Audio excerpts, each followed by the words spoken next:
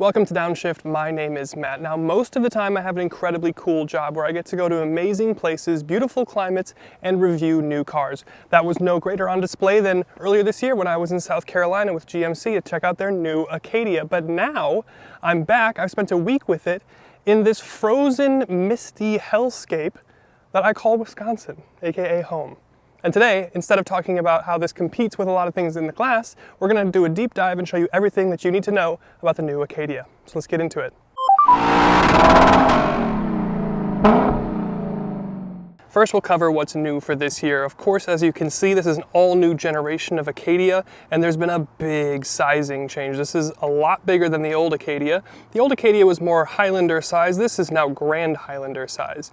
Don't believe me, this is 10.5 inches longer, 3.2 inches taller.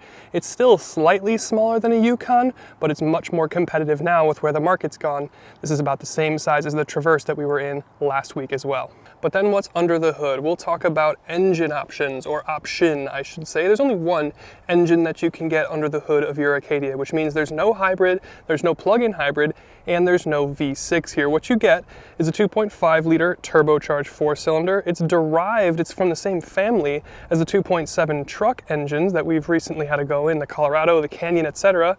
But here in the Acadia, it makes 328 horsepower and 326 pound-feet of torque.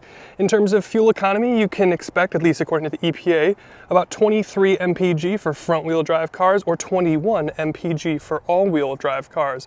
Now, just as we saw in the Traverse, the very closely related cousin to this last week, and in this, you are going to outperform those EPA numbers so long as you don't drive like a maniac. And that power and fuel economy is going to go from that engine through an 8-speed automatic transmission, which is pretty decent. It lets you rev a little bit, which gives it a sense of maybe sportiness. And then that power is going to go either to the front wheel drive as standard or to all wheels to drive. The AT4 trim here is going to get a twin clutch rear axle all-wheel drive system, so obviously all-wheel drive is standard for your off-road oriented AT4. And then in terms of weight and dynamics, you can get an adaptive suspension system here. The steering itself feels normal for the segment, as in it's easy to drive without a lot of feedback, but it's a big 3-row family SUV, so it makes a lot of sense and it fits and it's easy to drive. The damping is pretty much exactly what I expect and want to see from this segment. It's soft, it's comfortable without feeling sloppy. And then touching on styling, let's take a look at this paint. This paint is very aptly named for the type of weather that we've been having all week. It's called Downpour Metallic. It's this really nice blue. I'll lay a B-roll clip because it actually is really quite nice. And it's a $500 option, and I think it just looks quite good. It looks expensive with the chrome for the Denali treatments. Now you do get a new grille, obviously, as you can see, Denali kind of chainmail, but you also have C-shaped running lights, and you've got LED fogs lower in the front bumper. Now the AT4 is going to look a little bit different. It's going to get you red recovery hooks up front, and it's going to lift it up a little bit. But as we come around to the side, you can see this is an expensive treatment because it has body colored wheel arches. That's how you do it. Well done, GMC. In terms of wheel options then, you can go from either 18-inch wheels to 22, which is the first time a 22 has been fitted on an Acadia, and that's what you see here in front of us on the Denali. Backing out, you see a very classic SUV boxy proportion to maximize interior space, which makes a lot of sense. Chrome treatments for your windows, roof rails, and your Denali badge up front. And as we move to the rear, we check out the rear design, and it's clean and handsome with a little bit more black than you might expect. And you also are getting Denali prioritized over Acadia, so it's a more trim-specific designation in the back here. But you've got LED tail lights, reverse lights, all the good stuff, and you've got quad exhaust tip, one for each cylinder. But maybe your family has a boat or something that they want to tow, and you can tow whatever you want as long as it's under 5,000 pounds here in the Acadia. We'll take a look at the trunk.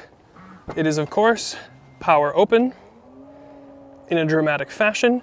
It does not have power close and lock, it just has power close. That's kind of what we would expect to see from this segment, but here with the third row up, you're looking at either the largest or just about the largest trunk area in the class. This is basically identical proportions to the Traverse we were in last week, which was class leading, so this is, I would expect, to be the same.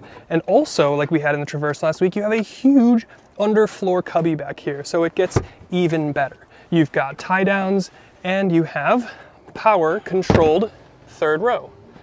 which has the same problem that we ran into in the Traverse last week. It's just you have to have the seats oriented just so to get them to all fold down and all come back up. But the third row itself is powered. With that down, you're looking at 57.3 cubic feet of space. And the second row has a mechanical release, as you can see.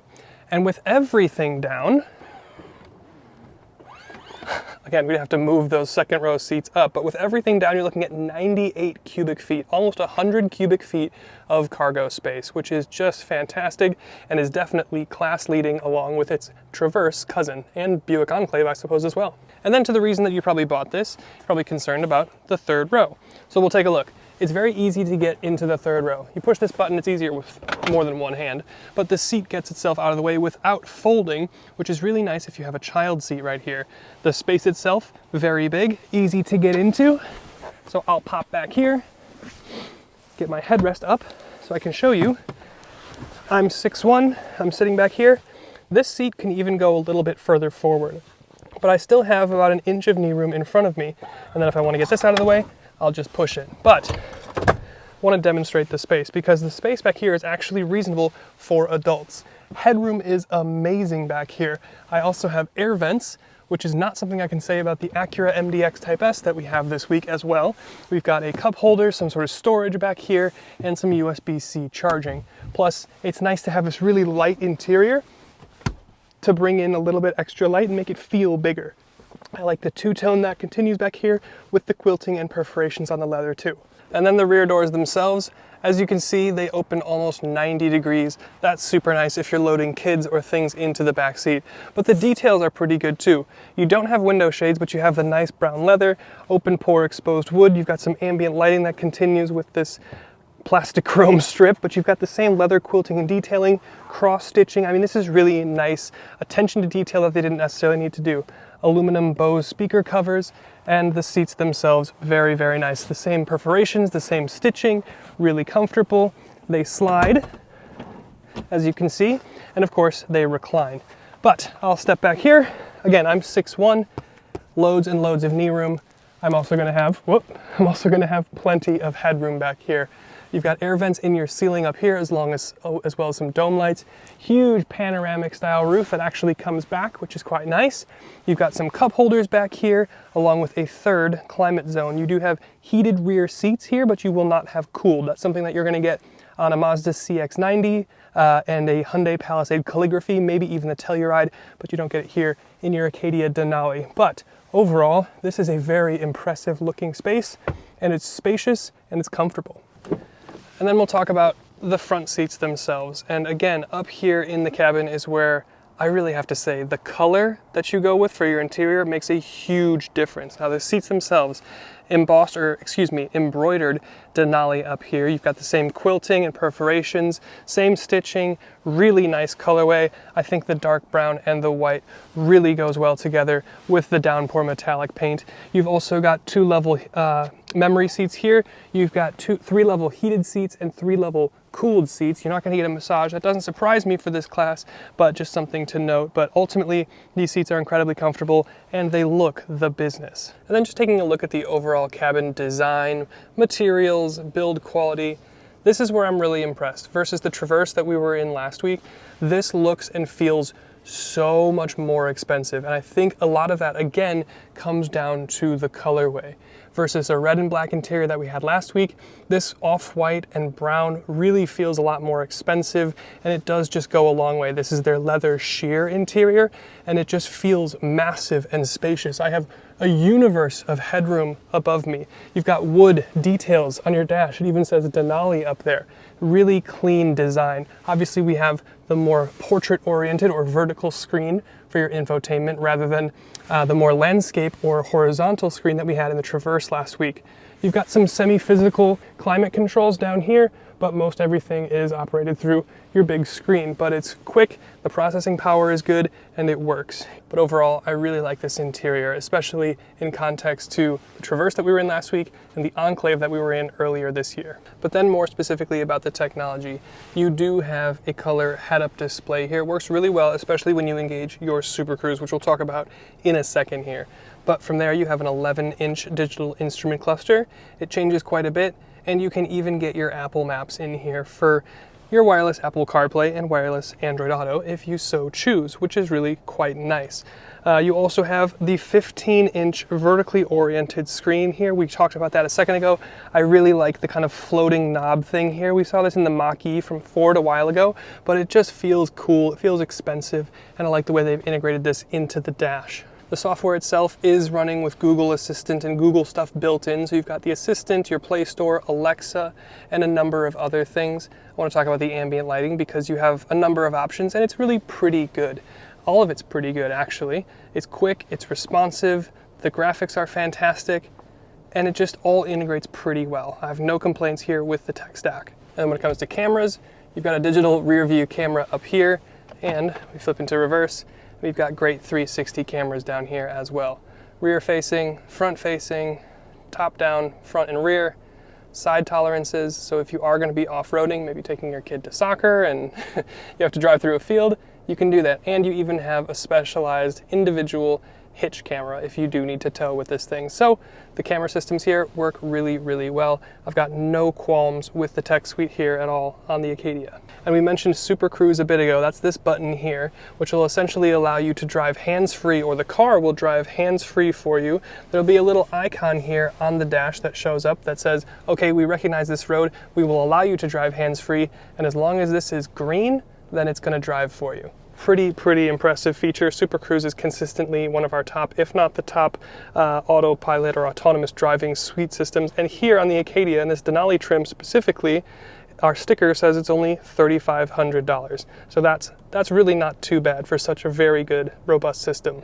And then just a couple odds and ends. Now, our car here is equipped with the Denali Reserve Pack. It's $3,130. It gets you the performance suspension, it gets you 16-speaker Bose audio, it gets you the 22-inch wheels, and it gets you the panoramic roof. But then I want to talk about some weird button quirks. Now, here is your button to change drive modes. Now, if I press this button, the drive mode screen comes up. And then here it is on the touch screen, but I can't actually change the drive modes by pressing on the touch screen. You have to use the arrows here to cycle through whatever drive mode you want. Not a huge deal, not the end of the world, but just something I noticed. Another thing that I noticed is you have your heated and cooled seat down here. They're in the screen, but they're always down here along with your other climate controls. That's fine. We see a lot of manufacturers doing this. But what I was a little annoyed by is I went to hit my heated seat and then I went to hit it again to cycle through the levels, and I have to go then up here. So I'm gonna have to take my eyes off the road, find this button, and then find another part on the screen to actually operate the heated seat rather than just resting my hand here and continually pressing this until I get the result that I want. But the last thing we'll talk about before we go for a drive is price. Now, an Acadia as base starts at $43,000. That's for your elevation trim. The Denali here starts at $54,000, and with our Super Cruise and a few other options that we have on our tester here, we're testing at just under $65,000, which does make it a pretty expensive proposition, but there's a lot of car to be had here. So let's talk a little bit more about that behind the wheel. Hey guys, real quick, Matt here. Just wanted to say I hope you've been enjoying the video. If you have, would really appreciate you hitting that subscribe button. I know it doesn't seem like a big deal, but it does go a long way in helping us get access to cars sooner and get access to manufacturer engineers so we can get more information on the cars and get you more information so you can make better decisions. So we really appreciate you hitting that subscribe, like, comment, the whole YouTube thing. But with that, let's get back to the video. Acadia in sport mode. Get that engine revved up. Wheel spin. Aggressive wheel spin. It certainly doesn't have anything to do with the fact that it's wet. Okay. I mean, it's fine. It's over 300 horsepower and 300 pound-feet of torque. I believe it's over 320 of each. And the point is, that doesn't really matter. That does not really matter. It has enough power to feel powerful enough in basically any situation that you're realistically going to ask from this thing. So I'm going to flip it back into normal mode, which is where I've been driving this thing around all week, because here it's just easy. And I think that's kind of all that I can really say about this thing is everything is easy, everything kind of makes sense. The engine has a tendency to sound a little trucky, which is probably because it's derived from a truck engine. It's got a little bit more mechanical sounds going on than I think the average person is gonna, but I guess if we're gonna talk about the average person, they're probably not even gonna notice it. But here, in a corner, suspension is great, doesn't fall over in a corner. It's nice and soft, soaking up these bumps right here. And I'm just cocooned and swaddled in luxury. So it's easy to drive, it's easy to see out of, it's easy to get your whole family in here, it's easy to put all your family's crap in the back, you can tow stuff, and you're also getting really good fuel economy. So this is doing, let's say probably realistically 23. I've been getting like 21, but that's mostly just around the city. So take whatever the EPA rating is, and this is of course also all-wheel drive. So the EPA rating for front-wheel drive combined is 23. So I'm getting 23 or 22 mpg combined with all-wheel drive, and I've been basically just driving this thing around the city. So I would say realistically in combined mixed driving, you're getting about 25 mpg, which is fantastic for something of this size and this shape, i.e. a rectangle. They've done a good job here. I'm gonna be honest with you, they've done a very good job here. And there's a desirability here, at least for me. If we're talking about, you know, removing the journalism hat and putting on my Matthew hat, I really, really, really like this interior. It works really well with the Downpour metallic paint. The white interior goes such a long way. If the Buick Enclave that we were in earlier had this interior, I would have loved that thing, but it had a black interior. So I know a lot of people will be concerned about if you get a light colored interior, is, you know, your black jeans gonna bleed onto the seat?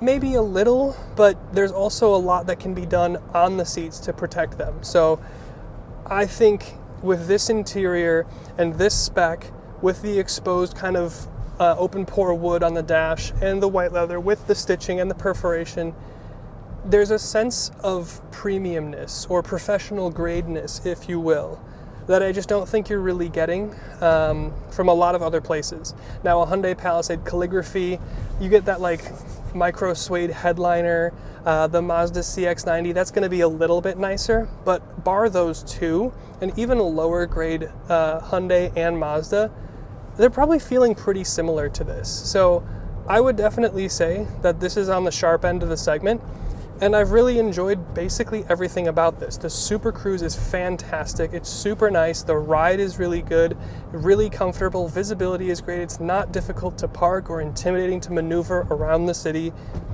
It's a good car. It's a very good car. So with that, thank you guys for watching. Thank you to GMC for not only having me out in South Carolina to drive one of these earlier this year for the launch, but also sending me one at home so I could test in the bowels of the Yeti's armpit that is Milwaukee. So thank you to all of you that have been involved in this video, and I'll see you in the next one.